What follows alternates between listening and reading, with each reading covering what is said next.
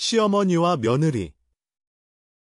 융은 이 관계를 아니마와 아니무스의 충돌이라고 분석했습니다. 두 여성이 단순히 개인 대 개인으로 싸우는 것이 아니라 서로 다른 여성성의 원형이 충돌하고 그 안에 각자의 무의식적인 아니마와 아니무스, 그리고 그림자가 얽혀드는 복잡한 역동이라고 말이지요. 이런 경험, 여러분도 있으시죠? 매번 반복되는 갈등 속에서 대체 무엇이 문제인지 알 수 없어 답답하고, 때로는 내가 잘못된 건가 하는 자책감마저 드는 그런 순간들이요. 하지만 걱정하지 마십시오. 융의 심오한 분석과 통찰은 이 고부간의 뿌리 깊은 갈등을 완전히 이해하고 해결할 수 있는 열쇠를 제공합니다. 오늘 저와 함께 이 복잡한 감정의 엉킴을 풀어내고 서로를 진정으로 이해하고 존중하는 길을 찾아보는 시간을 가지시길 바랍니다. 지금 바로 구독과 좋아요로 이 여정에 동참해주세요. 고부 관계는 한국 사회에서 오랫동안 풀리지 않는 숙제처럼 여겨져 왔습니다. 단순히 성격 차이라고 치부하기에는 너무나 보편적이고 깊은 정서적 상처를 남기는 경우가 많습니다. 융의 관점에서 보면 이러한 갈등은 개인의 표면적인 성격 문제가 아니라 무의식 깊은 곳에서 작동하는 원형적 에너지의 충돌과 심리적 콤플렉스의 복합적인 작용에서 비롯됩니다. 첫 번째, 아니마와 아니무스의 무의식적 투사입니다. 융의 분석에 따르면 남성 안에는 여성적인 측면인 아니마가, 여성 안에는 남성적인 측면인 아니무스가 존재합니다.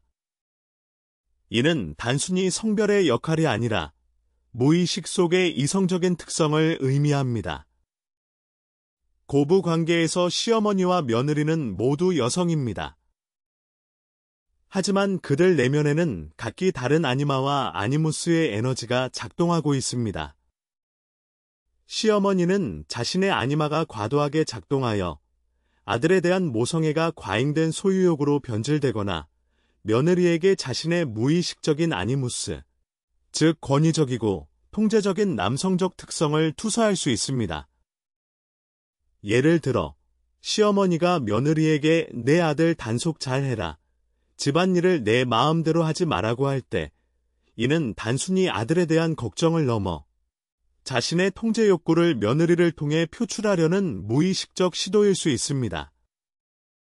반대로 며느리 역시 시어머니에게 자신의 억압된 아니마나 아니무스를 투사할 수 있습니다. 시어머니의 잔소리를 자신의 독립성을 침해하려는 공격으로 느끼거나 자신의 무의식적인 아니무스, 즉 주도적이고 독립적인 면모가 시어머니의 권위에 의해 억압당한다고 느낄 수 있습니다. 융은 이처럼 우리가 인식하지 못하는 내면의 이성, 적 원형이 외부의 타인에게 투사될 때 우리는 그 사람을 객관적으로 보지 못하고 우리의 무의식적 내용으로 가득 찬 필터를 통해 바라보게 된다고 설명했습니다. 이것이 고부 갈등의 가장 근본적인 원인 중 하나입니다. 시어머니는 며느리에게서 자신이 잃어버린 젊음이나 자유로운 아니마를 보며 질투하거나 혹은 자신의 억압된 아니무스, 즉 주도적이지 못한 자신을 며느리에게 투사하여 끊임없이 간섭하려 들 수 있습니다. 며느리 역시 시어머니에게서 자신의 어머니와의 얼리잘부드 이슈를 보거나 자신이 거부하는 노년의 모습, 혹은 자신이 갖지 못한 사회적 권위를 투사하며 대립할 수 있습니다. 이러한 투사는 서로를 있는 그대로 보지 못하게 만들고 오해와 갈등을 증폭시키는 심리적 메커니즘인 것입니다. 두 번째, 한국적 콤플렉스의 영향입니다. 고부 관계는 특히 한국 사회의 특수한 콤플렉스들과 깊이 연관되어 있습니다. 먼저, 효도 콤플렉스입니다. 한국 사회에서 효도는 단순한 도리를 넘어선 절대적인 가치로 여겨집니다. 며느리는 결혼과 동시에 남편에 대한 사랑을 넘어선 시댁에 대한 효도의 의무를 강하게 부여받습니다. 이 효도는 사랑과 존경이라는 자발적인 감정을 넘어 사회적 기대와 의무감으로 작용하며 며느리에게 엄청난 심리적 부담을 안깁니다. 시어머니 또한 아들의 배우자에게서 훌륭한 며느리로서의 효도를 기대하며 이는 종종 며느리의 개성을 억압하고 희생을 강요하는 형태로 나타납니다. 며느리가 자신의 행복과 개성화를 추구하려 할 때 불효라는 낙인이 찍힐까봐 두려워하며 내적인 갈등을 겪게 됩니다. 다음으로 체면 콤플렉스입니다. 한국인에게 체면은 개인의 자존감을 넘어선 가족과 집단의 명예와 직결됩니다. 고부 갈등은 지극히 사적인 문제임에도 불구하고 남들에게 어떻게 보일까라는 체면 의식 때문에 겉으로 드러내지 못하고 속으로 골마가는 경우가 많습니다. 우리 집은 문제없다. 나는 좋은 시어머니 며느리다라는 페르소나를 유지하기 위해 서로에게 솔직하지 못하고 진정한 소통을 회피하게 됩니다. 이는 갈등의 해결을 방해하고 오히려 불신과 앙금을 깊게 만드는 결과를 초래합니다. 마지막으로 희생 콤플렉스입니다. 특히 기성세대 여성에게서 흔히 보이는 이 콤플렉스는 가족을 위해 자신을 무한히 희생하는 것을 미덕으로 여기는 문화에서 비롯됩니다. 시어머니는 평생 가족을 위해 희생하며 살아왔다고 생각하기 때문에 며느리에게도 비슷한 수준의 희생을 요구하거나 자신의 희생에 대한 보상 심리로 며느리에게 과도한 권리를 주장할 수 있습니다. 며느리 또한 이러한 희생의 연대기에 편입되어 자신의 욕구를 억압하고 나중에는 자신이 희생당했다고 느끼며 시어머니에게 분노를 표출하게 되는 악순환이 발생합니다. 세 번째, 건강한 개성화 과정의 방해입니다. 융은 개성화를 인간이 진정한 자기 자신이 되어가는 평생에 걸친 과정이라고 보았습니다.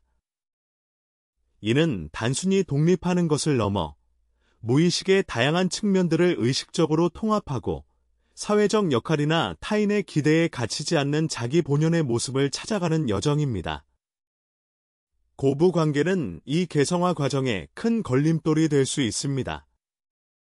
시어머니는 아들에 대한 과도한 동일시로 인해 아들의 결혼을 자신의 소유권 침해로 여기거나 며느리를 아들을 빼앗아간 경쟁자로 인식할 수 있습니다. 이는 시어머니 자신의 독립된 개성화를 이루지 못했음을 보여주는 대목입니다. 아들이 새로운 가정을 꾸리고 어머니로부터 심리적으로 분리되는 과정은 시어머니에게는 상실감과 불안감을 안겨줄 수 있는데 이때 시어머니는 자신의 무의식적 그림자, 소유욕, 통제욕을 며느리에게 투사하며 관계를 파괴합니다. 반면 며느리 또한 시댁이라는 새로운 환경에서 자신의 개성을 온전히 펼치지 못하고 착한 며느리라는 페르소나 뒤에 숨어 자신의 진짜 감정이나 욕구를 억압할 때 개성화는 지연됩니다.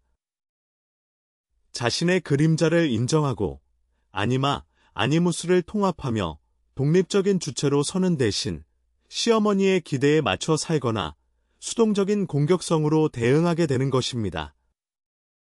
이러한 상황은 모두 개성화 과정을 방해하고 두 여성 모두 자신을 온전히 실현하지 못하게 만듭니다. 융이 말했듯이 인간의 태도를 바꾸는 것은 설교가 아니라 자각이다라고 했습니다. 고부 관계의 진정한 변화는 각자가 자신의 무의식적 역동을 자각하고 그 책임감을 통해 자신의 개성화 여정을 밟아나갈 때 비로소 시작됩니다. 네 번째, 대를 잇는 갈등의 악순환입니다. 고부 갈등은 단순히 두 여성의 문제가 아니라 때로는 수대에 걸쳐 대물림되는 가족의 무의식적인 패턴일 수 있습니다. 융은 집단 무의식이라는 개념을 통해 인류가 공유하는 원형적 이미지와 경험의 저장고가 있음을 설명했습니다. 가족 내에서도 이러한 무의식적인 패턴, 즉 특정 관계 양상이나 정서적 상처가 세대를 거쳐 반복되는 경향이 있습니다. 예를 들어 시어머니가 자신이 겪었던 며느리로서의 고통을 무의식적으로 현재의 며느리에게 투사하거나 자신이 어머니에게서 받지 못했던 인정을 며느리에게서 얻으려 할 수 있습니다. 며느리 역시 자신의 어머니와 해결되지 않은 갈등을 시어머니에게 투사하며 과거의 상처를 현재의 관계에서 반복해서 재생산하는 함정에 빠질 수 있습니다. 이러한 무의식적인 반복은 개성화 과정을 더욱 복잡하게 만들고 가족 구성원들이 진정으로 자유로워지는 것을 방해합니다. 융은 이런 상황에서 만나는 모든 사람이 우리의 거울이다 라고 말했습니다. 즉, 고부 관계에서의 상대방은 우리 자신의 내면에 해결되지 않은 부분을 비춰주는 거울일 수 있다는 것이죠. 이 악순환을 끊기 위해서는 각자가 자신의 내면을 들여다보고 과거의 상처와 무의식적인 패턴을 인식하는 용기가 필요합니다. 이 과정 없이는 갈등은 다음 세대로, 그 다음 세대로 계속해서 이어지며 가족 모두의 삶을 옥죄게 될 것입니다. 여러분도 이런 경험 있으시죠? 이해하기 힘든 시어머니의 행동이나 도무지 속마음을 알 수 없는 며느리의 태도 때문에 밤잠 설치고 홀로 답답해하셨을 것입니다. 이제 제가 한 가족의 이야기를 들려드리겠습니다. 이 이야기는 많은 고부 갈등의 본질을 담고 있으며 융의 심리학이 어떻게 실질적인 해결책이 될 수 있는지 보여줄 것입니다. 수진 씨는 결혼 5년차 평범한 며느리입니다. 남편 준호 씨와는 금슬이 좋았지만 시어머니 옥순 여사와의 관계는 늘 가시밭길이었습니다. 특히 명절이나 가족 행사가 다가오면 수진 씨는 가슴이 답답해졌습니다. 옥순 여사는 겉으로는 우리 며느리 최고다 라고 칭찬했지만 속으로는 늘 수진 씨의 모든 것을 통제하려 들었습니다. 식사 때 수진 씨가 반찬을 조금만 많이 먹어도 아이고 저 아가씨는 식성이 참 좋네라며 비아냥거렸고 손님이 오면 꼭 수진 씨에게 우리 준호가 이해 때문에 살이 빠진다니까 라며 마치 수진 씨가 남편을 힘들게 하는 것처럼 말했습니다. 수진 씨는 그럴 때마다 얼굴이 화끈거렸지만 체면 콤플렉스 때문에 겉으로는 아무렇지도 않은 듯 웃어야 했습니다. 속으로는 내가 도대체 뭘 잘못했다고 저러실까 하는 분노와 억울함이 파도처럼 밀려왔습니다. 어느 날 명절을 앞두고 전화 통화를 하던 중이었습니다. 옥순 여사가 대뜸 수진아, 이번 명절에는 내가 음식 준비 좀 많이 해라. 내가 허리가 아파서 힘들 것 같아. 옆집 최 여사 며느리는 벌써부터 김치 담근다고 난리던데 너는 뭐 하고 있니? 라고 말했습니다. 수진 씨는 너무 황당했습니다. 이미 회사 일로 바쁜 데다 아이들도 어린 상황에서 혼자 명절 음식을 다 하라는 것은 무리였습니다. 게다가 접집 며느리와의 비교는 수진 씨의 희생 콤플렉스를 자극하는 동시에 나는 인정받지 못하는 며느리인가 하는 자괴감을 안겨주었습니다. 수진 씨는 그 순간 어머님, 저도 바빠요. 그리고 옆집 며느리랑 저랑은 다른 사람이에요. 라고 소리치고 싶었지만 또다시 효도 콤플렉스와 체면 콤플렉스가 발목을 잡았습니다. 그저 네, 어머님. 노력해 볼게요 라고 힘없이 대답할 수밖에 없었습니다. 전화가 끊기자마자 수진 씨는 거실 소파에 주저앉아 한숨을 쉬었고 눈물이 핑 돌았습니다. 남편 준호 씨는 옆에서 선마가 좀 심하긴 해도 좋게 좋게 넘어가는 게 낫지라며 오히려 수진 씨의 답답함을 증폭시켰습니다. 이런 상황 속에서 수진 씨는 우연히 제 유튜브 채널을 발견하게 되었습니다. 융의 아니마와 아니무스, 그리고 투사에 대한 설명을 들으면서 마치 자신의 이야기인 양 공감했습니다. 융이 분석한 고부 관계의 역동, 즉 시어머니 옥순 여사가 며느리 수진 씨에게 투사하는 것은 무엇일까? 수진 씨는 곰곰이 생각하기 시작했습니다.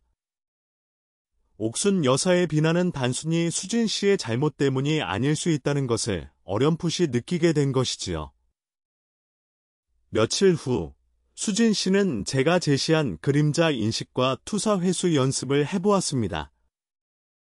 옥순 여사의 어떤 행동이 가장 자신을 화나게 하는지 적어보았습니다. 남과 비교하는 것, 나를 통제하려 드는 것, 나를 희생시키려는 것, 내가 불행한 며느리인 것처럼 소문내는 것 등이었습니다. 그리고 그 감정들이 자신 안에 어떤 두려움이나 불만과 연결되어 있는지 들여다보았습니다. 나는 충분하지 않아. 나는 인정받고 싶어. 나는 자유롭고 싶어 등 자신의 내면에서 올라오는 목소리를 발견했습니다.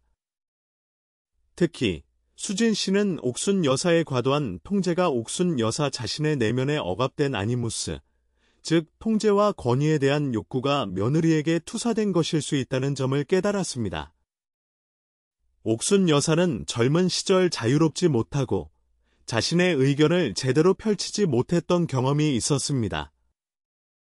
남성 중심적인 사회에서 자신의 주도적인 아니무스 에너지를 충분히 발휘하지 못했고, 이는 무의식 속에 쌓여 억압되었습니다. 이제 아들이 결혼하여 새로운 가족을 이루자 이 억압된 아니무스가 며느리에게 권위와 통제의 형태로 투사되어 나타났던 것입니다. 옥순 여사 자신은 아들에 대한 깊은 사랑과 가족을 위하는 마음이라고 생각했지만 그 이면에는 자신의 무의식적인 권력 욕구와 인정받고 싶은 그림자가 작동하고 있었던 것이죠. 수진 씨는 또한 옥순 여사가 며느리의 자유로운 모습, 예를 들어 회사를 다니는 모습이나 친구들과 어울리는 모습에서 자신의 젊은 시절 억압되었던 아니마, 즉 자유롭고 감성적인 여성성을 보며 불편함을 느낄 수 있다는 점도 이해하게 되었습니다. 옥순 여사는 평생을 가족을 위해 헌신하며 희생하는 삶을 살았기에 며느리의 개성화 과정이 자신과는 다른 방식으로 펼쳐지는 것을 보며 무의식적인 박탈감이나 질투를 느꼈을 수도 있었던 겁니다. 융은 우리가 가장 싫어하는 사람이 우리의 그림자를 보여준다고 말했습니다. 옥순 여사가 수진 씨에게 싫어하는 모습은 사실 옥순 여사 자신의 인정하고 싶지 않은 그림자, 혹은 억압된 자기 자신일 가능성이 높았던 것입니다. 이러한 이해는 수진 씨에게 엄청난 해방감을 안겨주었습니다. 옥순 여사의 비난이 더 이상 개인적인 공격으로 느껴지지 않고 옥순 여사 자신의 무의식적인 투사이자 아픔의 표현으로 이해되기 시작했습니다. 수진 씨는 더 이상 감정적으로 휘둘리지 않게 되었고 옥순 여사의 말에 대해 거리 두기를 할 수 있게 되었습니다. 명절날 옥순 여사는 여느 때처럼 옆집 며느리 김장은 끝냈다던데 수진이는 올해도 마트 김치냐? 라고 비아냥거렸습니다. 하지만 수진 씨는 이번에는 달랐습니다. 얼굴에 미소를 띠고 차분하게 말했습니다.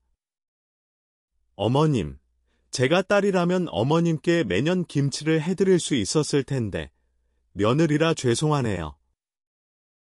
하지만 저는 어머님께서 제 건강과 행복을 더 중요하게 생각하시리라 믿어요. 마트 김치도 맛있는 게 많아요. 이 말에 옥순 여사는 잠시 당황한 듯했지만 더 이상 아무 말도 하지 못했습니다. 수진 씨의 단호하면서도 존경어를 잃지 않는 태도의 옥순 여사도 무언가 생각하는 듯했습니다. 며느리의 이러한 변화는 옥순 여사에게도 작은 파장을 일으켰습니다. 옥순 여사는 처음에는 얘가 대체 왜 저러지 싶었지만 며느리의 표정과 말투에서 예전과는 다른 단단함과 편안함을 느꼈습니다. 옥순 여사도 며느리에게서 비춰지는 자신의 그림자를 조금씩 자각하기 시작한 것입니다. 옥순 여사 역시 자신이 평생 아들 뒷바라지에만 매달리며 정작 자신의 삶을 돌보지 못했다는 무의식적인 아쉬움이 있었습니다. 며느리의 당당한 모습은 옥순 여사에게 자신이 억압했던 아니마의 자유로운 측면을 상기시키는 동시에 아들에게서 완전히 독립하지 못한 자신의 개성화 지연을 마주하게 만들었습니다. 물론 고부관계가 단번에 완벽하게 변하지는 않았습니다. 하지만 수진 씨는 이제 옥순 여사의 말을 개인적인 공격이 아닌 무의식적인 투사로 이해할 수 있는 힘이 생겼습니다. 옥순 여사 또한 며느리를 내 아들을 위한 존재가 아닌 독립적인 한 사람으로 조금씩 인식하기 시작했습니다. 융이 말했듯이 진정한 자아가 되는 것이 인생의 목표다라고 했듯 두 여성 모두 이 갈등을 통해 각자의 개성화 여정을 시작하게 된 것입니다. 작은 변화가 큰 차이를 만든다는 것을 이 가족은 몸소 보여주었습니다. 이제 여러분의 차례입니다. 고부 갈등을 해결하고 진정한 관계 회복을 위한 실질적인 방법을 알려드리겠습니다. 융의 심리학을 바탕으로 한 이 기술들은 여러분의 삶에 큰 변화를 가져올 것입니다. 첫 번째, 투사 회수 연습입니다.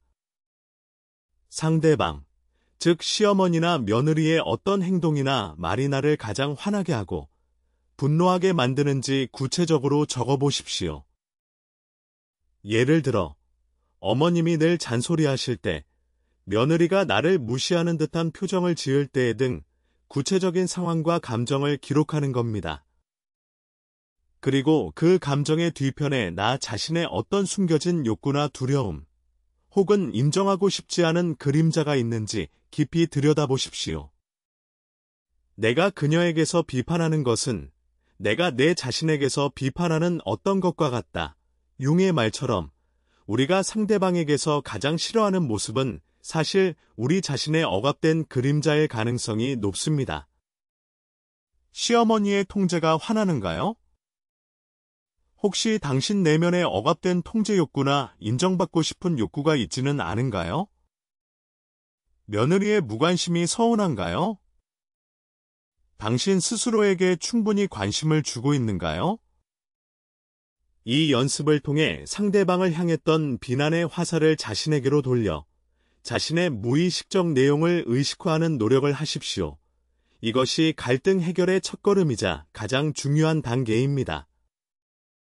투사를 회수하는 순간 상대방은 더 이상 당신의 무의식적 내용물을 담는 그릇이 아니라 있는 그대로의 한 인간으로 보이기 시작할 것입니다.